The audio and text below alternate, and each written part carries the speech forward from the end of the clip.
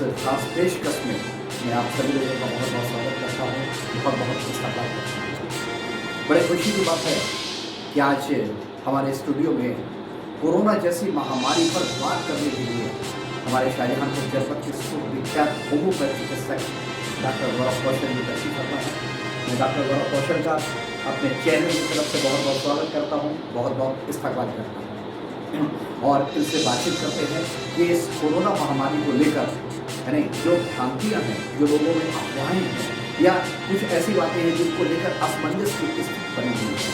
तो चलिए डॉक्टर साहब से बात करते हैं कि इस तरह की स्थितियों परिस्थितियों में मेडिकल साइंस क्या कहती है, होम्योपैथ चिकित्सक क्या कह रहे हैं। तो डॉक्टर गौरव कौशल साहब, मैं सबसे पहले आपसे जानना चाहूँगा कि हमको कोरोना बीमारी है या मैं कोविड पेशेंट हूँ, इसकी पहचान हमको कैसे होगी? मतलब ऐसे क्या क्या सिम्टम्स हैं, ऐसे क्या क्या लक्षण हैं?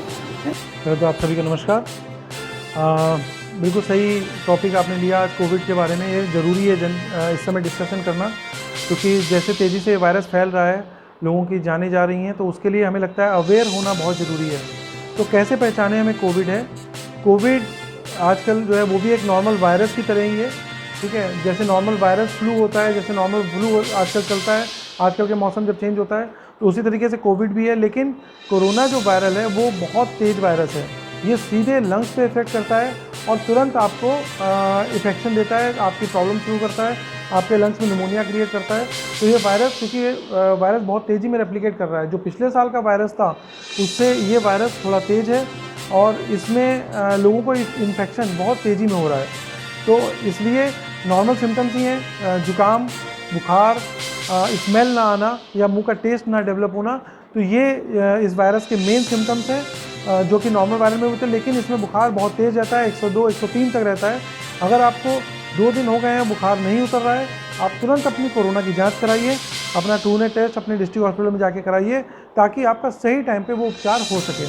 अगर वो नॉन नेगेटिव निकलता है तो भी आप अपना इलाज ज़रूर करिए, क्योंकि ज़रूरी नहीं है कि कोरोना नेगेटिव आने के बाद भी आपको कोरोना सिम्टम्स नहीं आए, क्योंकि कई बार ऐसा होता है कि वो सिम्टम्स एंटीजन एंटीबॉडीज़ में नहीं आ पाता है, तो इसलिए वो टेस्ट में नहीं शो हो पाता। लेकिन अगर आपको सिम्टम्स है तो आप अपना इलाज टाइम पे चालू कर लीजिए। डॉक्टर साहब, जैसे किसी व्यक्ति ने अपनी जांच करवाई और वो कोविड पॉजिटिव आ गया, अब वो कोविड पॉजिटिव आ गया, तो अब उसको क्या क्या उपचार लेने चाहिए, कौन कौन सी सावधानियां बरतनी चाहिए या कौन कौन से एहतियात बरतना चाहिए जिससे वो जल्द से जल्द कोरोना मुक्त हो? देखिए, अगर आपको कोरोना हो गया है, इवन नॉर्मल वायरल में भी हम लोग कहते हैं, हम लोग बचपन से देखते आ रहे हैं, जो हम लोग कहते थे बचपन में भी सीखते थे कि आपको वायरल हो गया है, अपने चेहरे, जब आप छींक रहे हैं तो आप अपने चेहरे पे रुमाल रख लीजिए, अपने चेहरे पे हाथ रख लीजिए, साइड में करके छींकिए। तो ये नॉर्मल हम लोग बचपन से सीखते आ रहे हैं, तो इसमें कोई नया नहीं है। लेकिन हाँ, कोविड वायरस भी वैसे ही वायरस है, उसमें भी आपको हमें ध्यान देना ही पड़ेगा, हमें मास्क लगाना ही लगाना है, हमें अपने आप को आइसोलेट करना ही होगा। अगर आपको वायरस का अटैक आ गया है तो आप अपने आप को तुरंत आइसोलेट कीजिए, अपना घर से अलग करिए अपने आप को, और आइसोलेट करने के साथ साथ अपना तुरंत उपचार चालू करिए। उसको हल्के में मत लीजिए कि आपका कोविड पॉजिटिव आ गया है तो मुझे बहुत कोई खास सिम्टम नहीं आ रहा है, मुझे कोई बहुत ज़्यादा खांसी नहीं आ रही है। वो कब वायरस आपके अंदर बॉडी के अंदर बहुत बड़ा रिएक्शन करेगा आपको नहीं पता, तो आप उसका तुरंत इलाज करिए, उसका प्रॉपर कोर्स करिए अपने चिकित्सक की सलाह के साथ। नॉर्मल दवाइयाँ अपना इलाज बिल्कुल मत करिए, क्योंकि जो अपना इलाज कर रहे हैं उनको बहुत घातक सिम्टम्स दिख रहे हैं, घातक उनके लिए होता जा रहा है। तो इसलिए इसको प्रॉपर तरीके से इलाज करके ही इसका आप वो करिए। डॉक्टर साहब, अमूमन ये देखा गया है कि कई बार कि कोविड टेस्ट में बंदा निगेटिव आता है, लेकिन उसके अंदर जो सिम्टम्स हैं, जो लक्षण हैं, वो सारे कोरोना पेशेंट आ रहे हैं। तो ऐसी स्थिति में व्यक्ति को क्या करना चाहिए? जी बिल्कुल, आजकल हम लोग बहुत पेशेंट्स को देख रहे हैं, वो कहते हैं हमारा कोविड निगेटिव आया है, वो बिल्कुल फ्री हो जाते हैं इस बात से। मुझे लगता है कि फ्री होने की आपको बिल्कुल फ्री इस चीज़ से नहीं होना है। अगर आपके सिम्टम्स आ रहे हैं, आपको बुखार है, 4 से 5 दिन आपको हो चुके हैं, चाहे आपका कोरोना पॉजिटिव आए या ना आए, आप तुरंत के तुरंत 5वें दिन जाके अपना सीटी स्कैन चेस्ट, अगर आपको खांसी सीवियर हो रही है, या एक्सरे चेस्ट ज़रूर कराइए, ताकि आपका पता चले कि कोरोना लंग्स को इफेक्ट तो नहीं कर रहा है। अगर वो लंग्स को इफेक्ट कर रहा है, मतलब अगर वो निमोनिया क्रिएट कर रहा है, तो आपको उसमें ग्राउंड ग्लास ओपेसिटीज़ आने लग जाएंगी। अगर ग्राउंड ग्लास ओपेसिटीज़ आ रही हैं तो आपको क्लियर है कि निमोनिया ने कोरोना ने आपके ऊपर इफेक्ट डाला है। ज़रूरी नहीं वो अपने रिपोर्ट्स में आ रहा है पॉजिटिव या नहीं आ रहा है, आप इस पर भी क्लियर कर सकते हैं। अगर आपके चेस्ट सीटी स्कैन कराना है मस्ट है 5वें दिन तक, अगर आप कराते हैं तो उसके बाद अगर रिपोर्ट आती है उसके स्कोर के हिसाब से आप अपने चिकित्सक से तुरंत सलाह लीजिए और उसका उपचार तुरंत चालू करिए। डॉक्टर साहब, अमूमन ये सुना गया है कि जो शुगर के पेशेंट हैं, ये जो ब्लड प्रेशर के पेशेंट हैं, कहते हैं कि उनके लिए कोरोना बहुत ज़्यादा घातक, बहुत ज़्यादा खतरनाक या उनके लिए बहुत ज़्यादा कई बार गंभीर स्थितियाँ पैदा कर देते हैं। ऐसे में आपकी राय क्या है? बिल्कुल, देखिए डायबिटीज़ के जो पेशेंट होते हैं, डायबिटीज़ पेशेंट, एस्थमेटिक पेशेंट और हाइपरटेंसिव, तीनों पेशेंट्स के लिए बहुत घातक है, या जिनको आईटीपी हो गया है उनके लिए भी बहुत घातक है। तो क्योंकि उनकी इम्यूनिटी कम होती है, तो जो डायबिटीज़ पेशेंट है उनकी इम्यूनिटी जब कम होने लगती है तो उसमें कोरोना का इफेक्ट ज़्यादा देखा गया है। उनको ज़्यादा प्रॉब्लम कर रहा है, उनको जल्दी बॉडी पे अटैक कर रहा है, उनके लंग्स को जल्दी संक्रमित कर रहा है। तो ऐसे ही हाइपरटेंसिव पेशेंट्स में प्रॉब्लम आ रही है कि 5वें से 6ठे दिन के अंदर कोरोना का जो वायरस है जब वो लंग्स में आ जाता है तो वो क्लॉटिंग फॉर्म करना शुरू कर देता है। इसके लिए हम लोग डी डाइमर टेस्ट कराते हैं ताकि आपका डी डाइमर से क्लियर हो जाए। अगर डी डाइमर बढ़ा हुआ है इसका मतलब बॉडी के अंदर कोरोना ने आपके अंदर क्लॉट फॉर्मेशन बनाना शुरू कर दिया है, अंदर ब्लीडिंग कर रहा है। तो उसके लिए तुरंत आपको एक तो अपनी दवाइयाँ नहीं छोड़नी है। हाइपरटेंसिव और डायबिटिक मरीजों को जिनकी जो भी दवाइयाँ चल रही हैं, अस्थमा के मरीजों को अगर कोई उनका इन्हेलर चल रहा है तो नहीं छोड़ना है और अपना उपचार उसके हिसाब से तुरंत करना है, उसको बिल्कुल भी हल्के में नहीं लेना है। इसके लिए वो इन लोगों के लिए ज़्यादा घातक माना जा रहा है, इसलिए उनको ज़्यादा ध्यान रखने की जरूरत है। डॉक्टर साहब, होम्योपैथ में एक मदर टीचर है स्पोडोसर्मा। अमूमन लोगों में आजकल एक खासी मतलब जो है अफवाह फैली हुई है कि उसको लेने से जो ऑक्सीजन का लेवल है वो बढ़ जाता है। क्या आप क्या कहना चाहेंगे इस बात में, कितनी सच्चाई है, कितनी कम है? ये अपने देश की विडंबना कहिए कि वायरल मैसेजेस के ऊपर बहुत बिलीव करा जाता है और बाकी नॉर्मल चिकित्सक से पूछने की कोई सलाह लेना नहीं चाहता। हम लोग जब से वायरल मैसेज हुआ है हम लोग के पास दिन भर 50 से 100 मरीजों के फ़ोन आ रहे हैं कि क्या ये सही है कि नहीं सही है, हमें ये दवाई दे दीजिए आप। तो पहली बात, आयुष मंत्रालय ने भी इस बात को डिनाई किया है। वो कहते हैं एस्पिडोसर्मा अच्छी दवाई है, लेकिन आप उसको अपने चिकित्सक की सलाह के हिसाब से ही लें क्योंकि होम्योपैथिक सिम्टम्स के हिसाब से चेंज करती है।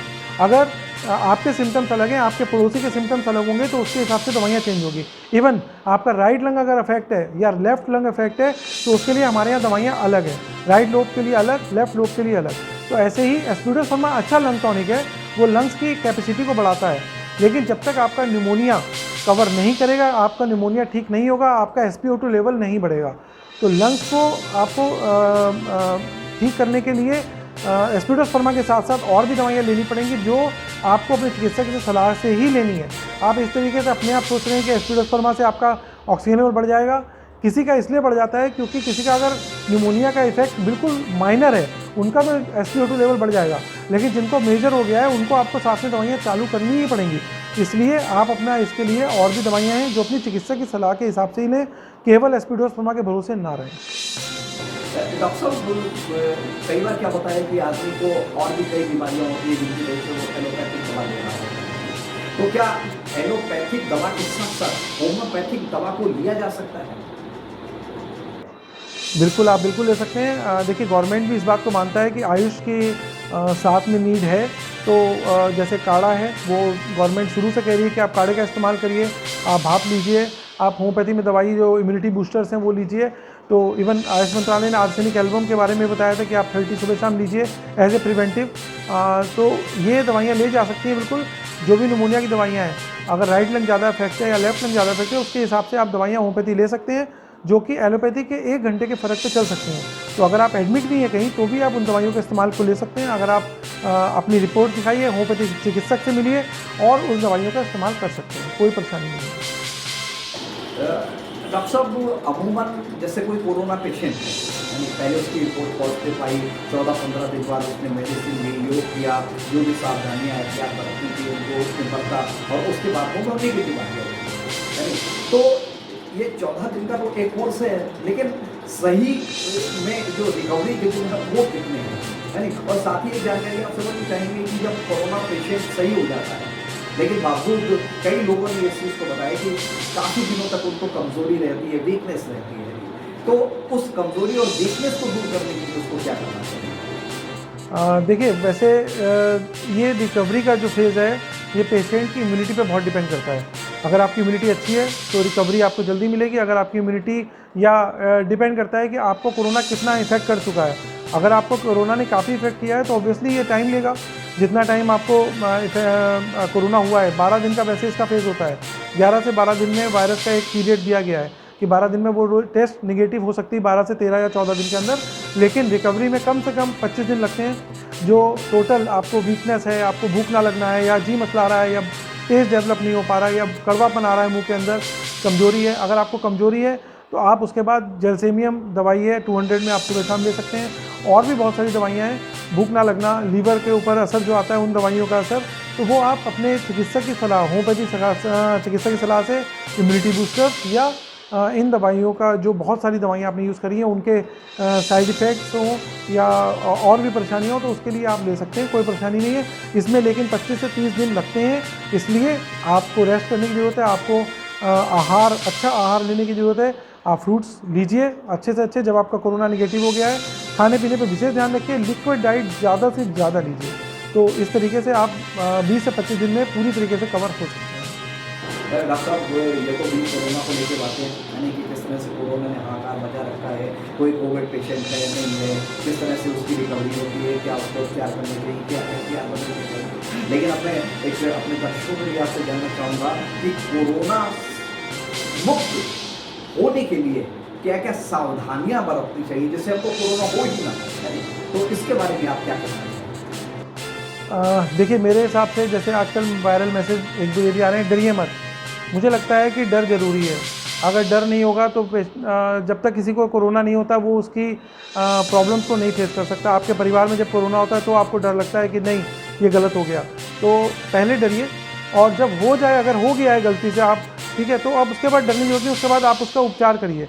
आप अच्छे तरीके से अगर आप इलाज पहले दिन से चालू कर देते हैं तो मैं गारंटी दे रहा हूँ जिन लोगों ने पहले दिन से दवाइयाँ चालू करी हैं उनको प्रॉब्लम्स नहीं हुई है। लेकिन जिन्होंने ये सोचा कि नहीं मुझे कुछ नहीं हो सकता, उनको आगे आने वाले टाइम में 5 या 6 दिन में इतनी घातक प्रॉब्लम हुई है कि उनको तुरंत एडमिट होना पड़ा है या उनको तुरंत ऑक्सीजन लेवल उनका एकदम गिरा है, तो उन्हें भागना पड़ता है। तो इसलिए अपने आप को बचा के चलिए। मास्क इस्तेमाल ज़रूर करिए, बगैर मास्क के काम नहीं चलेगा। अगर इन्फेक्शन है आसपास तो आपको बचना ही पड़ेगा। अपने घर में या आप जहाँ पे काम करते हैं वहाँ पे एक शीट का इस्तेमाल करिए, एक उचित दूरी बना के रखिए। सैनिटाइज़र बहुत ज़रूरी है, सैनिटाइज ज़रूर करिए अपने आप को। जितनी बार आप पैसे गिने, जितनी बार आप खाना खाएं या जितनी बार आप कोई काम करें तो आप सैनिटाइज ज़रूर करिए। उचित दूरी बना के रखें और कोरोना को फाइट हम कर सकते हैं। अगर आप अपनी डाइट, अपना लिविंग स्टाइल पे ध्यान दें तो आप कोरोना को फाइट कर सकते हैं, कोई प्रॉब्लम नहीं। डॉक्टर साहब, बहुत बहुत शुक्रिया, बहुत बहुत धन्यवाद जो आपने अपने कीमती वक्त में से आज आपने हमारे इस चैनल के लिए कुछ समय निकाला और अपनी महत्वपूर्ण पेश की जानकारियों से हमारे देखने वालों को, हमारे सुनने वालों को मार्गदर्शन किया। यानी मैं आप तक टाइम्स की तरफ से आपका बहुत बहुत शुक्रिया, बहुत बहुत धन्यवाद देता हूँ। और साथ ही आभार व्यक्त करता हूँ मैं इमरान सैफी साहब का, ज़ेवा प्रवीण जी का और साथ ही दानिश सैफी साहब का। और बहुत ही जल्द फिर मिलते हैं किसी और अगली वार्ता को लेके, एक अगले विशेष और देश की जानकारी के लिए। तब तक के लिए बहुत बहुत शुक्रिया, बहुत बहुत धन्यवाद।